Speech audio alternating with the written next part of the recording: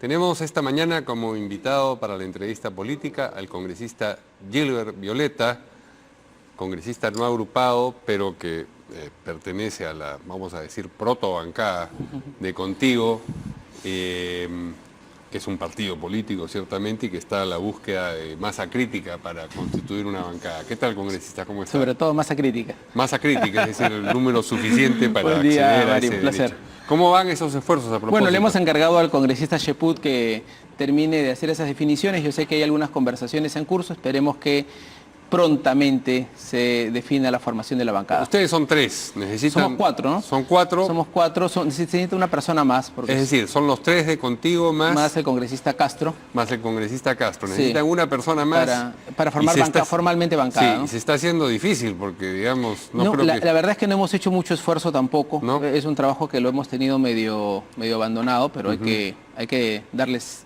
Y el universo donde pueden cosechar, digamos, ese congresista adicional, ese integrante adicional, es reducido. Sí, relativamente. Salvo que vayan a tratar de remover a un integrante de otra bancada. Efectivamente, ya el Parlamento está bastante atomizado, sí, y ya las bancadas están bastante definidas, ¿no? Pero esperemos que podamos resolver este tema, que efectivamente, sobre todo te genera un problema administrativo, ¿no? Porque en términos, digamos, políticos, parlamentarios, cada uno sigue haciendo su trabajo. Bien, y mientras tanto, usted sigue asistiendo a la Comisión de Constitución y me imagino que alguna otra, sí, pero no puede votar porque... bueno, mientras no estés acreditado formalmente en una bancada, no estás acreditado para votar, aunque tienes todo el derecho para hablar las veces que quieras. Claro. De hecho, yo participo en todas las sesiones. Solamente pueden votar en el Pleno. En el Pleno sí, ¿no? Ajá. Claro. Y entonces, ¿asiste a la Comisión de Constitución? ¿A cuál otra?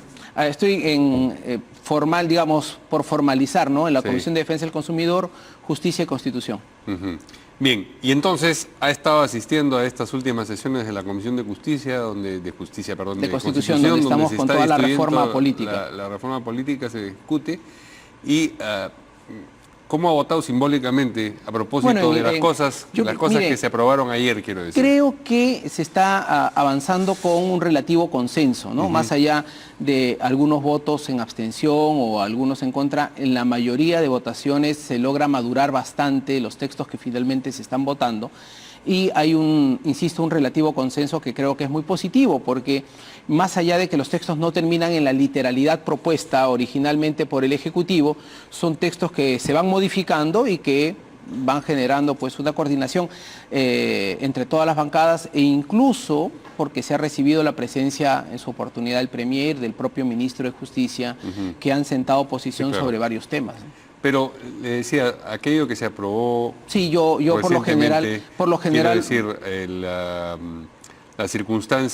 nuevas circunstancias para que una agrupación política pierda la inscripción, que tiene que ver con el hecho de que, por ejemplo, en una alianza van dos partidos y si alguno, o dos o tres o cuatro, lo que fuese, si alguno de ellos no consigue al menos un representante en el Congreso, a pesar de que la alianza pasaba la valla, ese partido queda fuera. El típico caso del ejemplo del PPC con el APRA, que en realidad esa alianza eran tres organizaciones políticas, era Vamos Perú, el APRA y el PPC. O sea, que Vamos Perú también ahí hubieron dos organizaciones que no obtuvieron representación parlamentaria. En ese ejemplo, específicamente, dos partidos hubieran desaparecido. En esa circunstancia, usted votó a favor. Pero además esa iniciativa, esta idea, vino en el proyecto del Ejecutivo, que en determinado momento había quedado medio de lado y luego, como parte del debate, se recuperó y se volvió a introducir en el texto final. La valla que han elevado para los movimientos regionales de 5 a 8% en las elecciones. Sí, también. A mí me parece, Mario, que ya la Constitución define la existencia de los movimientos regionales. Si hubiéramos hecho otro tipo de reforma, de repente, así como en su oportunidad se eliminó los movimientos distritales y provinciales, la otra parte es qué hacemos con los movimientos regionales, porque uno de los hechos fácticos es que los movimientos regionales son las organizaciones políticas que menos supervisión tienen. Son mucho más numéricas, tienen algunas campañas millonarias y uno se pregunta de dónde sale tanta plata en una región como Amazonas o Madre de Dios, y no es difícil imaginarse de dónde provienen muchos de esos recursos, y resulta que la OMPE no tiene capacidad material, técnica, el personal profesional necesario. Lo mismo puede decirse a los partidos a nivel nacional, igual pero el financiamiento puede venir de Madre de Dios. Pero con los partidos hay un régimen de supervisión muy intenso. Nosotros tenemos prácticamente a la gente de la OMPE viviendo en nuestro local partidario y en todos los locales partidarios permanentemente. Uno no mueve, no compras un lapicero, no mueves una silla de un lado a otro si antes la OMPE no te ha dicho ok. Eso ¿no? Ahora, pero por ejemplo en el caso de Peruanos por el Cambio, hay dinero que ingresó y que se discute, cuyo origen y destino se discute. Y se han hecho ahora, los informes del caso, y la OMPE en su oportunidad ha auditado y sigue auditando, y si es que hay algo irregular se tendrá que determinar como corresponde en la investigación del Ministerio Público. Otras iniciativas, como por ejemplo la de que las organizaciones políticas así en general, que estando inscritas se salteen un proceso electoral, claro, pierden su inscripción. Ya no va a existir esto de un partido político que diga yo no participo para salvar mi inscripción. O que se inscriba, haga el amago de candidatura y días antes de la elección que es algo que hemos visto en las últimas elecciones también le elimina la inscripción partidaria. ¿De acuerdo también? Sí, completamente.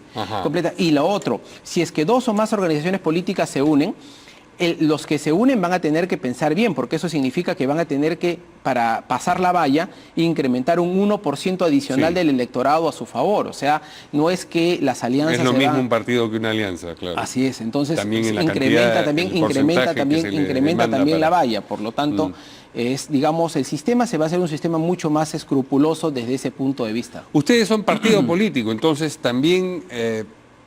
me imagino que tendrán preocupaciones en torno a lo que se requiere para inscribirse en tanto partido político, una cantidad de militantes. Así es, y luego hay que formalizar. Sí. O sea, hay que ¿Están de acuerdo con que se haya elevado la cantidad de militantes? Sí, nosotros hemos propuesto la cifra. ¿Tienen ustedes esa cantidad de militantes? Mira, te explico. Nosotros tenemos un registro de aproximadamente 8.000 personas, pero nosotros tuvimos fichas de gente inscrita que no logramos ingresar al ROP, al Registro de Organizaciones Políticas, al padrón electoral, porque en determinado momento hubo como una avalancha. Sí. Es lo que suele pasar cuando un partido comienza a crecer y va a ganar las elecciones. Y como mucha de esta gente... O ya la ganó, ¿no es cierto? Ahí se produce también. Y para evitar de que mucha de esta gente utilizar el argumento de que yo soy militante y voy a buscar un puestito de trabajo... y pueden simplemente activar eso de ahí... Porque, no, lo que vamos a hacer como partido... Alguna de esa gente dirá, bueno, eso era en el 2016, pero ahora en el 2019... Y de hecho, miles y miles y miles de fichas que se quedaron pendientes, lo que no los vamos a ingresar al pero los van a llamar por teléfono a ver si se animan. Lo que vamos a hacer es vamos a abrir el padrón para que la gente que quiere inscribirse, y estamos ya trabajando esto a nivel nacional, con equipos de delegados del partido que están viajando por todo el país, las 25 regiones en un plan supervisado por la OMPE, vamos a iniciar un nuevo proceso de inscripción de militancia, desde cero. Para llegar al proceso descrito. No solo para acreditar los nuevos requisitos que la ley aprobará finalmente, sino como parte de nuestra propia labor partidaria. Y la demanda de en las primarias obtener por lo menos 280.000... Todavía no se ha definido, eso es algo que lo ha propuesto el Ejecutivo. Digamos, está en la propuesta. Ahí tenemos una pequeña diferencia. Lo que nosotros como partido político, y de hecho hoy día se está comprando un kit para plantear una iniciativa ciudadana que viene del partido, nosotros creemos firmemente en el voto voluntario.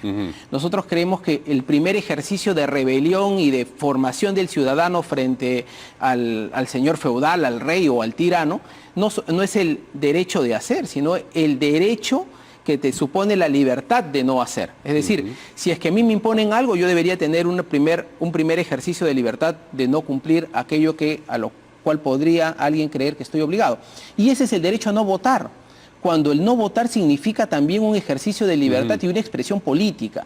Entonces, nosotros lo que estamos proponiendo es que haya una reforma constitucional que reivindique el voto libre y voluntario, y por lo tanto la no multa que existe para quien, quien entonces, no hace si no se obliga al voto en las elecciones propiamente dichas, mal puede obligarse en la primaria. Entonces es un planteamiento completamente distinto. ¿Ustedes no están de acuerdo con las primarias abiertas? Nosotros sí creemos que hay que hacer primarias abiertas y simultáneas. Sí. Pero que el porcentaje no sean 280.000 votos. Y que el voto sea libre. Sino un porcentaje del universo de votantes.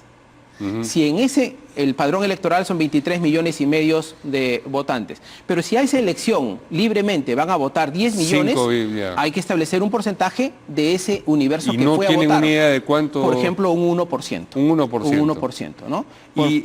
Por poner un número. Ya que estamos en esa figura, alternancia y paridad, también mire, calzan ustedes con esas dos. Sí, le explico por qué. Pero ahí no hay precisamente una contravención de lo que podría ser el voto preferencial, si por ejemplo el voto dentro del partido pone a dos mujeres en los dos primeros lugares, ¿por qué se va a forzar un hombre? Efectivamente, eso es una discusión. Y viceversa, por supuesto. Esa es una discusión que tiene muchas aristas, pero aquí hay un tema. ¿Pero cuál es la posición de ustedes entre todas esas aristas? No, es que hay una posición práctica. Sobre eso ha habido cuestión de confianza. O sea, ese aspecto de la paridad y la alternancia es un asunto vinculado a la política nacional de equidad y género que tiene el gobierno. Y sobre esa materia ha habido cuestión de confianza. Entonces, a mí es una posición personal. O sea, ¿usted considera que eso forma parte de la esencia intangible? Yo creo que sí. ¿Usted cree en la tesis de la esencia intangible? No, para las reformas constitucionales. Para las reformas, de ninguna manera para las reformas constitucionales, porque el artículo 206 de la Constitución es clarísima. Para la ley y el reglamento pero las leyes y el reglamento sí. Entonces, en eso de ahí, el gobierno, el Ejecutivo sí podría hacer una observación de ley y decir, oye... Bueno, puede observar las leyes que le parezca. Puede observar, siempre, en el procedimiento, no en este caso. Pero en el procedimiento... No en las iniciativas... no en las iniciativas constitucionales, pero sí en las de leyes regulares. Y si esta es una modificación a la ley de organizaciones políticas... Entonces, ¿ustedes están de acuerdo con eso? Yo creo que sí.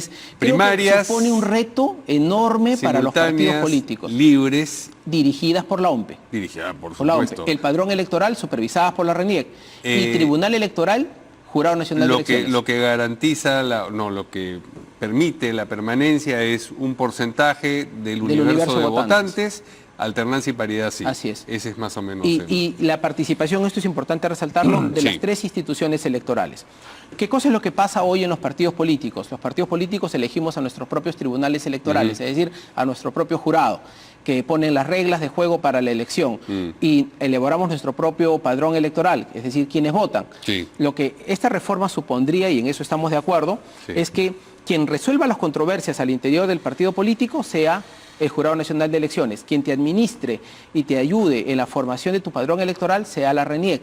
Y quien te conduzca el proceso de democracia interna sea la OMPE. Muy bien. Volviendo al Congreso, la circunstancia de que ustedes no tengan bancada no les permite postular tampoco la mesa directiva. Digamos, mientras no la tengan. Efectivamente, mientras eso... Porque se ha escuchado voces que hablan de una posible candidatura de Juan Cheput. Hay, digamos, una efervescencia, por lo menos en torno a eso. Bueno, en realidad fue un acuerdo del partido, nosotros lo propusimos a raíz de que en el partido hubo un debate, después que hubo la ruptura con la bancada, nuestra bancada original. Nosotros mantenemos esa candidatura, más allá de que este momento tenga un impedimento administrativo.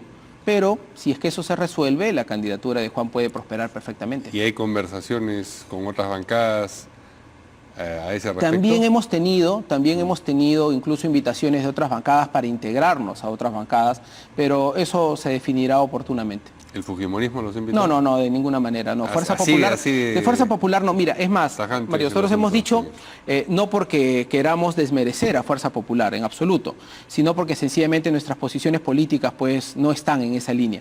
Es más, nosotros hemos sido claros también en señalar que creemos que sería un error para el propio Fuerza Popular insistir en mantener una presidencia del Congreso. Pero sí estarían dispuestos a ir, qué sé yo, con el Frente Amplio, con un Nuevo Perú. Yo creo que la mesa tiene que ser multipartidaria. Pero si tiene que ser multipartidaria, ¿por qué es esta segregación para la presidencia? Para la presidencia. Para la presidencia. ¿Ustedes están dispuestos a integrar? No, nosotros, o sea, es más, también creemos que sería mezquino pensar de que Fuerza Popular, teniendo 54 congresistas, tiene que quedar completamente excluido de la mesa. Tampoco hay que irse a los extremos, ¿no? Pero la presidencia en sí mismo, que es la que define la agenda de debate parlamentario y la que hace la agenda política del Parlamento, Yo creo que tiene que salir ya de las manos de Fuerza Popular. En fin, el tiempo nos va a ganar y usted había tenido un cuadro sobre empleo que quería mostrar. Yo quería mostrar un cuadro. No sé si lo podemos poner en Yo quería pantalla, mostrar un cuadro muy pequeño para llamar la atención sobre... Días atrás mostramos cómo el crecimiento en el país había disminuido, ¿no? Con esta última tasa. El crecimiento económico, 0.02, que era alarmante. Y ahora hemos hecho un cuadro para mostrar cómo esto ha reflejado en el crecimiento ¿Ustedes han elaborado ese cuadro? Sí, en base a la información del Banco Central de Reserva. Ok. ¿Ya? Puestos de trabajo del sector privado formal. Estamos en el peor indicador de los últimos 26 años. Es el resumen. Y lo que nosotros decimos es, está bien la reforma política, pero también hay que ponerle preocupación y atención a los temas económicos del país.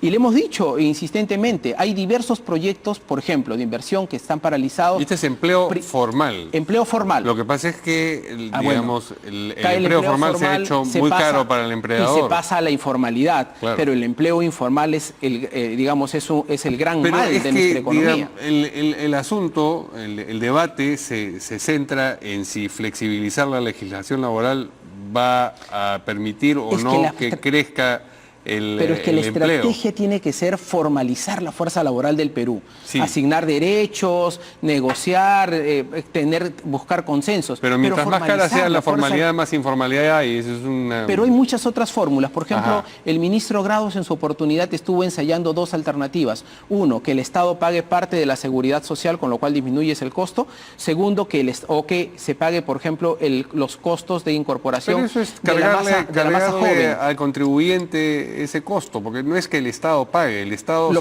se sostiene con los impuestos que pagan los individuos. Estudios lo que te dicen es que cuando formalizas esa masa enorme que se formaliza, contribuye. Entonces generan nuevos impuestos, generan nuevas contribuciones. Por eso es parte de un plan, de una estrategia de formalización. Nosotros lo que queremos mostrar con esto de manera objetiva es que tenemos que ponerle atención no solo a los temas políticos, sino también a los temas económicos. Por ejemplo, hemos llamado la atención, en minería hay diversos proyectos que están paralizados. Por poner un ejemplo, Quellaveco, 5.300 millones de dólares. Mina Justa, 1.600 millones de dólares. Tía María, 1.400 millones de dólares. Y puedo dar una lista larga de pendientes. Datos del Instituto de Ingenieros de Minas del Perú, ¿no? Entonces lo que nosotros decimos es, oiga, si tienen tantas dudas y temores para tomar decisiones, hagan una cuestión de confianza como le gusta hacer al Ejecutivo, tráiganos Pero los primeros que tienen que tener confianza en un proyecto así son ellos mismos, el propio Ejecutivo. Por eso. Tiene que hacerse a sí mismo una cuestión de confianza. Tiene que ser una cuestión de confianza sobre si quiere sacar o no estos proyectos, porque todos los proyectos de inversión importante toman años en madurar. Así es que hay que ponerle atención. Bien. Será motivo de una conversación más larga sobre las cosas en el plano económico que el gobierno no está enfrentando. Gracias por esta conversación al congresista Gilbert Violeta. Nos vemos mañana aquí en